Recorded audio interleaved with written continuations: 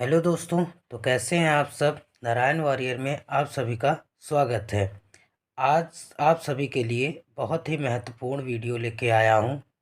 आप सभी से निवेदन है वीडियो को अंत तक ज़रूर देखें। आज का टॉपिक है हमारा कंप्यूटर। कंप्यूटर को शुरू करने से पहले सबसे पहले आप सभी से क्वेश्चन है कि कंप्यूटर का फुल फॉर्म क्या होता है। कमेंट करके बताएंगे। कंप्यूटर को हिंदी में संगणक कहते हैं। इसका कार्य क्या है? गणना करना, संकलन या संचय करना। ठीक है।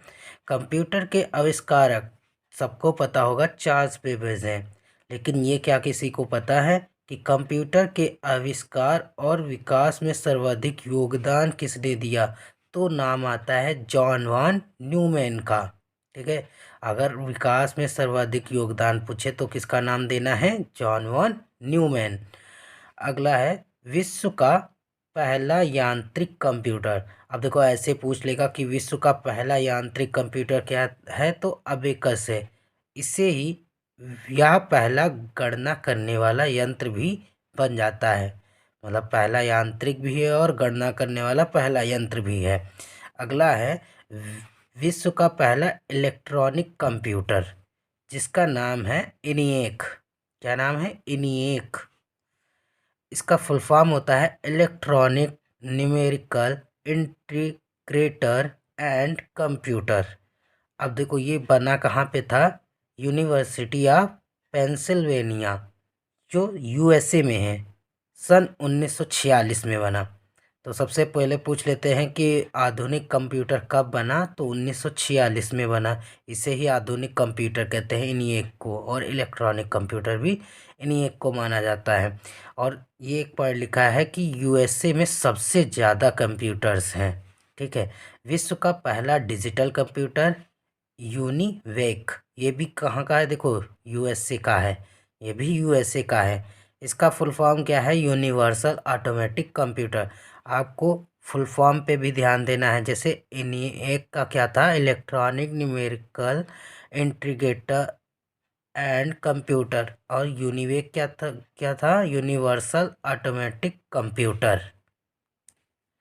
अगला है विश्व का पहला सुपर कंप्यूटर का नाम क्या है? KK-1S, जो बना था 1989 में।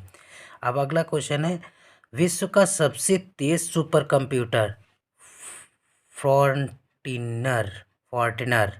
क्या है? ये भी यूएसए का है। देखो सबसे तेज भी सुपर कंप्यूटर कहाँ का है? KK-S1, ये भी यूएसए का है। और सबसे तेज सुपर कंप्यूटर फोर्टिनर कहाँ का है? यूएसए का है।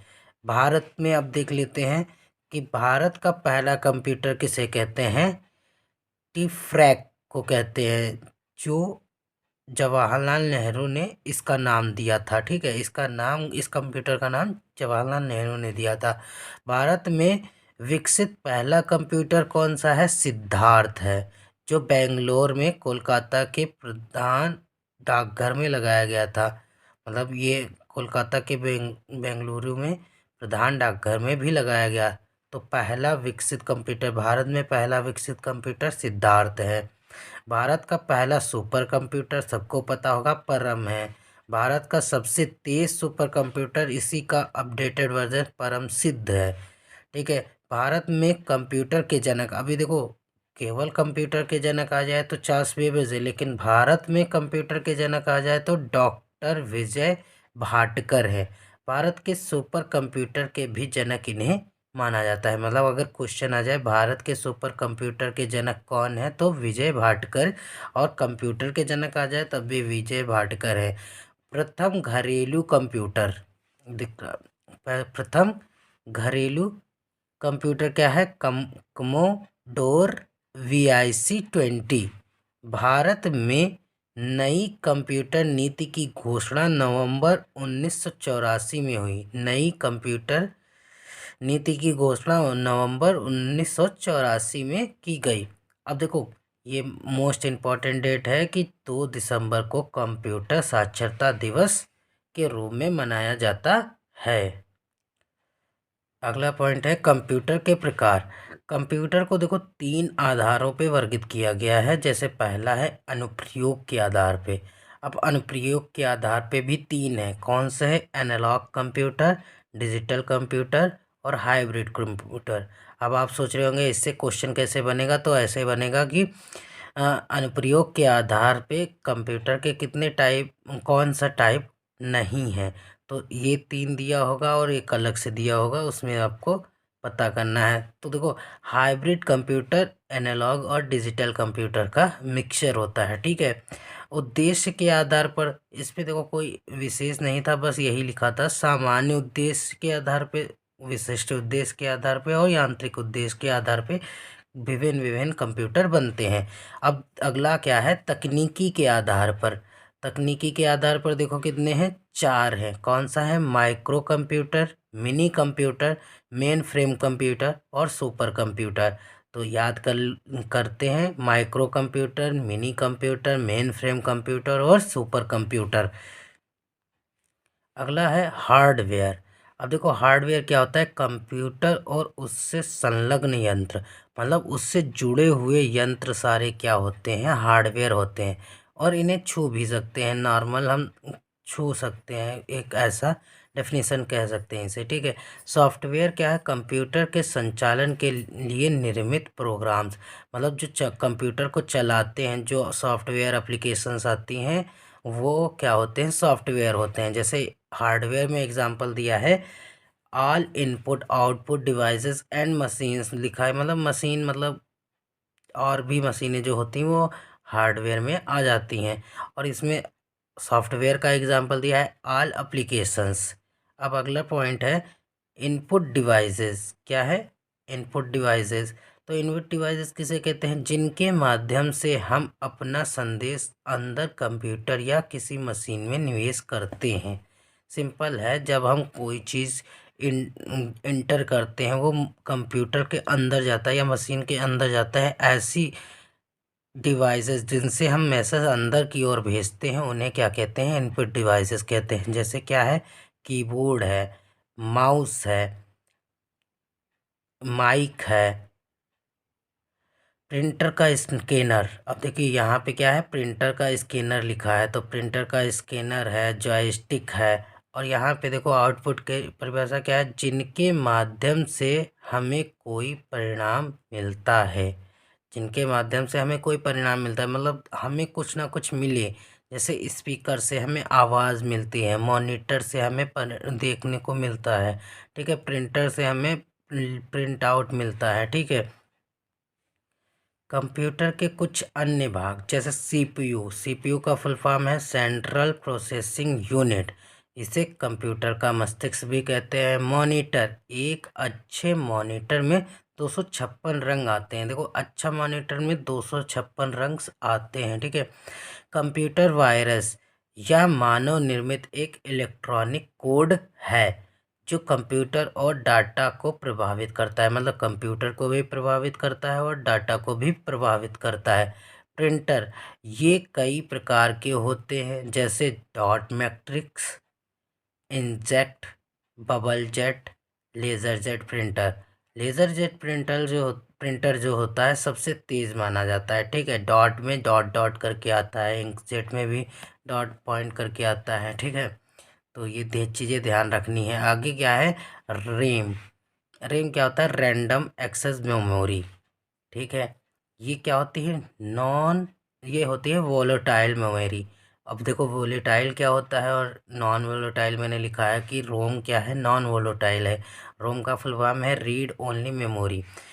रैम क्या है? वोलेटाइल है और रोम क्या है? नॉन वोलेटाइल है। मतलब रैम को हम परिवर्तनशील होती है, मतलब हम बदल सकते हैं इसे, और रोम में जो भी करेंगे उसमें हम बदल नहीं सकते, आप परिवर्तित होती है, ठीक है।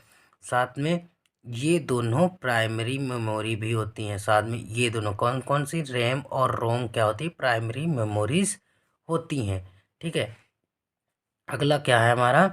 Hard disk, floppy disk, CD ROM, USB drive, ठीक है। इनके साथ साथ सीडी, डीवीडी, ठीक है। ये सब क्या है? सेकेंडरी मेमोरीज हैं। सेकेंडरी मेमोरीज के साथ साथ ये सब क्या है, नॉन वोलेटाइल मेमोरी है, मतलब हम इन्हें बदल नहीं सकते। सीडी रोम का फुल फॉर्म होता है कॉम्पैक्ट डिस्क। रोम का तो फुल फॉर्म अभी बताया था, क्या बताया था कमेंट करके बताएंगे आप सब। कंप्यूटर की भाषाएं, कंप्यूटर 3 भाषाएं होती हैं इसकी, क्या होती है, मशीन कोड लैंग्वेज। इसमें बाइनरी डिजिट्स आ जाती हैं, 0 और 1 का प्रयोग होता है। असेंबली लैंग्वेज, इसमें क्या होता है, नेमोनिक कोड का प्रयोग करते हैं, जैसे एडिशन के लिए ऐड का, सब्ट्रैक्शन के लिए सब का, ऐसे मतलब बहुत सारे हो जाते हैं, ये तो याद करना मुश्किल होता है। इसलिए इसके बाद जो हमने हाई लेवल लैंग्वेज का क्या किया, विकास किया। तो हाई लेवल लैंग्वेज मतलब उच्च स्तरीय भाषाओं का विकास किया, जिनमें से पहला क्या है, फोर्ट्रान है। यह प्रोग्राम हेतु विकसित पहली कंप्यूटर भाषा है। मतलब ऐसे क्वेश्चन पूछ सकते हैं कि प्रोग्राम है तो विकसित पहली भाषा कौन सी है, तो फोर्ट्रान है। ठीक है। और इसका देखो विकास किसने किया था, JW बेकस ने किया था। फोर्ट्रान का विकास JW बेकस ने किया। कोबोल, कोबोल का मतलब कॉमन बिजनेस ओरिएंटेड लैंग्वेज। अब देखो फुल फॉर्म लिखे हैं, इसका मतलब ये कहीं ना कहीं आए हैं, तो आपको ध्यान रखना है कि common business oriented language. COBOL का बेसिक का क्या है, beginners all purpose symbolic instruction code. ठीक है, beginners all purpose symbolic instruction code, Hindi में भी लिख दिया है मैंने, आप देख सकते हैं। ठीक है। एल गोल का मतलब एल्गोरिथमिक लैंग्वेज। ठीक है। पास्कल, अब देखो पास्कल का कोई फुल फॉर्म नहीं है, क्योंकि देखो यहाँ पे लिखा है programming language named for Blaise Pascal. Blaise Pascal एक क्या थे, वैज्ञानिक थे, जिनके नाम पे ही इनका क्या हुआ, पास्कल के नाम पे ही पास्कल लैंग्वेज उन्होंने बना ली। अब इसके बाद देखो जगह नहीं थी तो अदर लैंग्वेज भी है। ये सब लिखवाने का मकसद क्या है कि इन सारी लैंग्वेज के नाम आएंगे और पूछ लेगा कि कंप्यूटर लैंग्वेज है कि नहीं है। तो आपको जब है वाली पता होगी तो नहीं वाली वैसे भी पता चल जाएगी। लोगो है C#+, ले LISP, यूनिक्स सिंबल। ठीक है, सिंबल का फुल फॉर्म भी लिखा है स्ट्रिंग ओरिएंटेड सिंबॉलिक लैंग्वेज। ठीक है, इसका फुल फॉर्म इम्पोर्टेंट है, आप लोग देख लीजिएगा। ठीक है। अब यहाँ पे कंप्यूटर की मैंने पीढ़ियाँ लिखी है। अब इसमें देखो ज़्यादा नहीं याद रखना है, केवल अब सन याद रखने हैं, इस्तेमाल क्या क्या हुआ है, और एक दो उदाहरण सबके याद कर लेने हैं, क्योंकि पूछ लेता है कि एनवे किसके कि कौन से कम किस मतलब किस में इस्तेमाल होता था, पहली पीढ़ी में क्या इस्तेमाल होता था, तो इन वैक्यूम ट्यूब कौन से कंप्यूटर में इस्तेमाल हुआ है, ऐसे क्वेश्चन करके पूछ लेता है।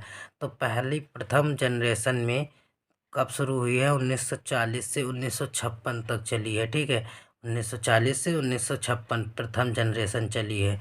तो इसमें किसका यूज़ होता था, वैक्यूम ट्यूब का यूज़ होता था। ठीक है। अब वैक्यूम ट्यूब से इस्तेमाल हुए कौन कौन से कंप्यूटर हैं, इनवे इनिएक है और IBM 650 है। अब देखो IBM एक कंपनी का नाम है, ये भी क्वेश्चन पूछा जा चुका है कि IBM मतलब क्या है, तो मतलब उसके नीचे लिखा होगा ढेर सारे सॉफ्टवेयर है, या ये है कि या कंपनी है या कुछ है। तो ये एक कंपनी है, इंटरनेशनल बिजनेस मशीन्स, यह एक कंपनी का नाम है। देखो मैंने लिखा है, आप लोग पढ़ भी लीजिएगा पॉज करके अगर समझ में ना आए। ठीक है। द्वितीय जनरेशन कब स्टार्ट होती है, 1956 से 1963 में। इसमें ट्रांजिस्टर का यूज़ होता है। पहले में देखो, पहली जनरेशन में वैक्यूम ट्यूब, दूसरे में ट्रांजिस्टर का यूज़ हो रहा है। यहाँ पे भी IBM 1620, IBM 1401, IBM 3600, ये सब क्या हुए, इसमें यूज़ हुए। अब देखो कैसे याद रखेंगे, थोड़ा तो दिमाग लगाना पड़ेगा। देखो ये 650 है, फिर इससे बड़े आने आने लगे।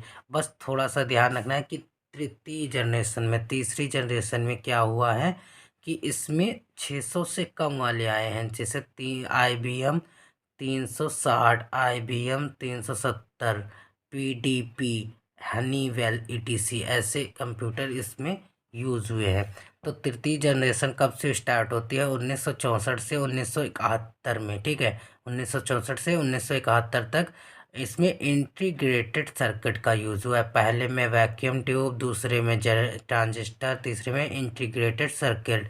और इसमें IBM 360, 370 ऐसे ऐसे यूज़ हुए हैं। PDP और हनीवेल ऐसे कंप्यूटर्स यूज़ हुए हैं। चतुर्थ जनरेशन में, चौथी जनरेशन में क्या होता है? देखिए कि 1972 से चलती है 1989 तक, ठीक है। माइक्रो प्रोसेसर है ये। इसमें किसका यूज़ हुआ है? माइक्रो प्रोसेसर का यूज़ हुआ है। देखो पहले में वैक्यूम ट्यूब, दूसरे में ट्रांजिस्टर, तीसरे में इंटीग्रेटेड सर्किट, चौथे में माइक्रो प्रोसेसर। इसमें IBM 4341 और स्टार 1000 मेंसिटोस, ठीक है, ऐसे कंप्यूटर इसमें यूज़ हुए हैं। पंचम जनरेशन, पाँचवीं जनरेशन जो है उसमें क्या हुआ है? 1989 से अब तक मतलब चला है। इसमें कृत्रिम इंटेलिजेंट या कृत्रिम बुद्धि का प्रयोग किया गया है, आर्टिफिशियल इंटेलिजेंट का। इसमें क्या है? डेस्कटॉप है, लैपटॉप है, नोटबुक है और अल्ट्रा बुक है, ठीक है।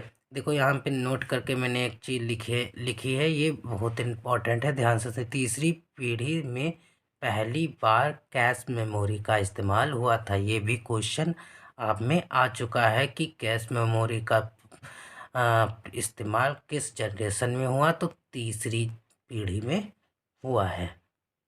अब देखिए आगे कुछ डिजिट दिए हैं और इसमें मेजरमेंट दिया है कंप्यूटर का, ठीक है। तो 1 बाइट बराबर किसके होता है? 8 बिट के। 1 निबल बराबर होता है 4 बिट के।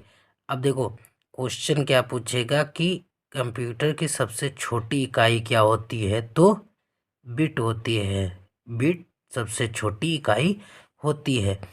अब देखिए क्या लिखा है? 1 KB बराबर किलोबाइट। इसका मतलब क्या होता है? किलोबाइट, मेगाबाइट, गीगाबाइट, टेराबाइट, ठीक है। तो 1 किलोबाइट में कितने? 1024 बाइट्स होते हैं।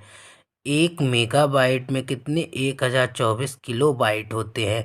देखो ये यहाँ पे आ रहा है तो ध्यान से देखना। ये देखो ऐसे ऐसे आ रहा है ना। तो 1 मेगाबाइट में 1024 किलोबाइट्स होते हैं। 1 गीगाबाइट में 1024 मेगाबाइट होते हैं। 1 टेराबाइट में 1024 गीगाबाइट होते हैं। अब देखो यहाँ पे मैंने फुल फॉर्म भी बता दिया। अगर पूछ ले KB स्टैंड फॉर, तो kilobyte, MG megabyte, GB gigabyte, TB terabyte, ठीक है। अब देखो यहाँ पे मैंने कंपाइलर और इंटरप्रेटर के बारे में बताया है। देखो ज़्यादा नहीं, जितना पूछता है बस उतना पूछेगा। कंपाइलर और इंटरप्रेटर में पूछ लेगा यही कि उच्च स्तरीय भाषा का अनुवाद निम्न स्तरीय भाषा में करता है, ठीक है। कंपाइलर क्या करता है? उच्च स्तरीय भाषा का अनुवाद निम्न स्तरीय भाषा में कर देता है। ये पूरे सोर्स को एक बार में अनुवाद करता है। यही लाइन क्या करना है आपको पकड़ रखनी है दिमाग में। इसी से घुमा घुमा के क्वेश्चन पूछता है कि ये पूरे सोर्स को एक बार में अनुवाद करता है और इसमें तेज़ी होती है, ठीक है। अब जिसमें तेज़ी होती है तो उसमें उस शुद्धता की कमी होगी कि नहीं होगी? होगी ना।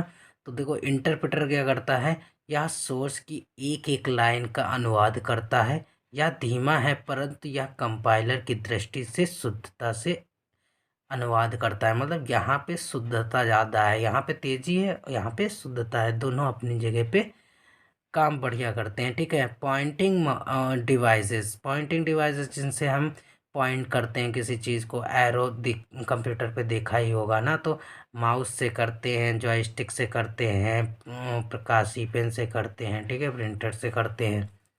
आगे देखते हैं।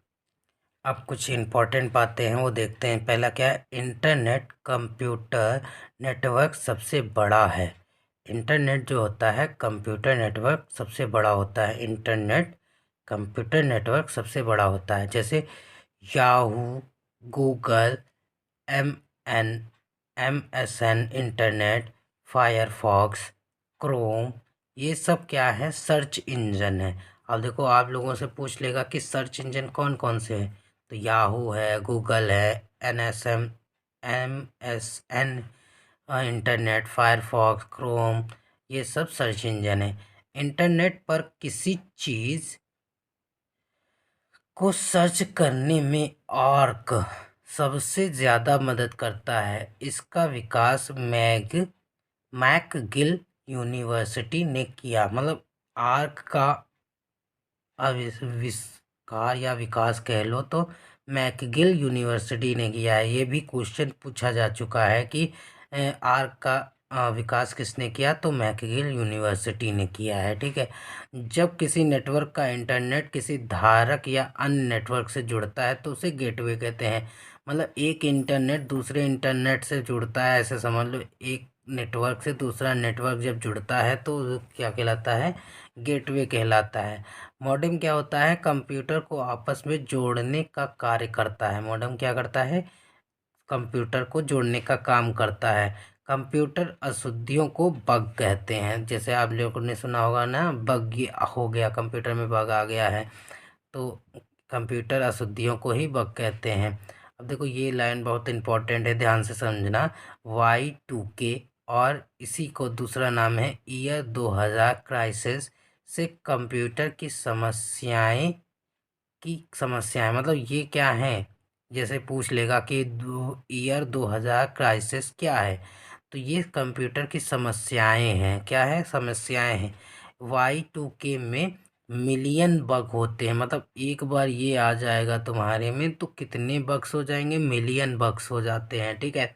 अगला क्या है, हिंदी कमांड स्वीकार करने वाला कंप्यूटर भाषा प्रदेश है। देखो मोस्ट इम्पॉर्टेंट है। अब इंडिया में है आप लोग तो आप लोगों के लिए बहुत इम्पोर्टेंट हो जाता है कि हिंदी कमांड स्वीकार करने वाला पहला कंप्यूटर कौन है, भाषा प्रदेश है। ठीक है। ABC अब देखो ABC क्या है, कंप्यूटर एक विशेष उद्देश्य वाला कंप्यूटर है। मतलब ABC कंप्यूटर एक विशेष उद्देश्य वाला कंप्यूटर है। इसका आविष्कार किसने किया था, एटम्सॉफ और किलफोर्ड ने। एटम्सॉफ और किलफोर्ड ने, ये भी बहुत इंपॉर्टेंट क्वेश्चन है। एटम्सॉफ और किलफोर्ड ने किसका आविष्कार किया, ABC कंप्यूटर। और ABC एक कंप्यूटर कैसा है, विशेष उद्देश्य वाला कंप्यूटर है। अगला है, इंटरनेट पर सबसे पहला समाचार पत्र कौन सा आया, द हिंदू। इंटरनेट पे सबसे पहला समाचार पत्र द हिंदू आया। इंटरनेट पर उपलब्ध होने वाली प्रथम भारतीय पत्रिका कौन आई, इंडिया टुडे आई। देखो प्रथम भारतीय पत्रिका इंडिया टुडे, पहला समाचार द हिंदू। पर्सनल कंप्यूटर पर सर्वप्रथम पर्सनल कंप्यूटर पर सर्वप्रथम पुस्तक टेड नेल्सन ने लिखी। अब पूछ सकता है कि कंप्यूटर पे सबसे पहले पुस्तक किसने लिखी, तो टेड नेल्सन ने लिखी है। सोल ऑफ न्यू मशीन पुस्तक के लेखक टेंसी किंडर को प्लित्जर पुरस्कार मिला है। प्लित्जर पुरस्कार मिला है, बहुत सम्मानित पुरस्कार होता है प्लित्जर पुरस्कार। तो ये तो याद ही रखना है कि सोल ऑफ न्यू मशीन पुस्तक लेखक के टेंसी किंडर को क्या मिला है, प्लित्जर पुरस्कार मिला है। ठीक है। अब ये पुस्तक भी याद रखना है, ऐसे कहीं ना पूछ ले कि टेंसी किंडर की कौन सी पुस्तक है, तो सोल ऑफ न्यूमैन, या सोल ऑफ न्यूमैन किसकी है, तो टेंसी किंडर की है। जावा के आविष्कारक कौन है, जावा के आविष्कारक कौन है, जेम्स ए गॉलिंग व सन माइक्रोसिस्टम। कौन है, जेम्स ए गॉलिक व सन माइक्रोसिस्टम इसके आविष्कारक है। मानव मन और कंप्यूटर में किसकी गति सबसे अधिक होती है, तो मानव मन की होती है। मनुष्य की स्मरण शक्ति कंप्यूटर की तुलना में सामान्य होती है।